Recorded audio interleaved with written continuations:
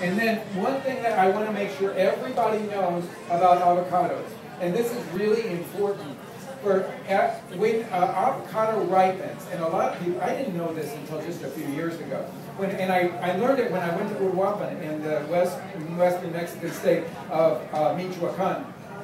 And I went out to one of the avocado orchards, and I learned, number one, that it takes 1 full year for an avocado to come to its maturity.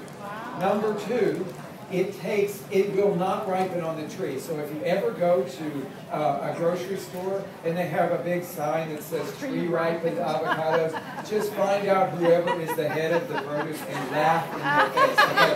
Because this is one of the few fruits, mango's another one, that will not ripen until it's picked. That starts the ripening process, the picking of it. Okay, so you've got an avocado that comes off the tree. Now if you want to stop the ripening process, all you have to do is lower the temperature to 50 degrees. Okay, and then it goes into a state of suspended animation. And at that point, you can hold it for up to a year if you treat it well. And then when you want to ripen it, you bring it back to room temperature. Okay, so you put it at room temperature, and I'm sure all of you have heard every single tale about how to ripen an avocado faster. Okay? So most people say what you have to do is enclose the avocado, because as it starts ripening, it will emit what's called ethylene gas. And the more you trap the ethylene gas, the more it speeds along that ripening process. So if you've ever bought an avocado that was mushy on the outside and still hard on the inside, that is avocado abuse. And I think there is maybe some kind of statute someplace because people can be arrested.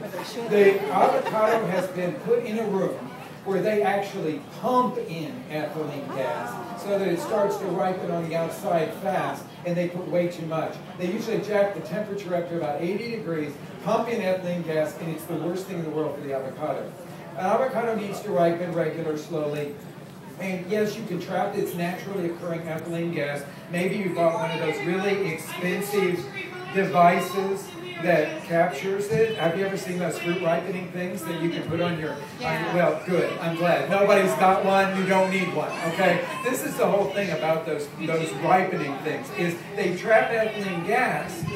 So, yes, the avocado ripens faster, about 20 or 30 minutes faster than it would if you just let it sit out on the countertop. So, it's really not necessary to do anything. Just put them in a basket on your countertop, and it will take about a week to go from rock hard to completely soft. But it will ripen from here to here, okay? So you press here, and if it gives at the bottom, you know it's ripe enough to use, especially if you want to use it for guacamole.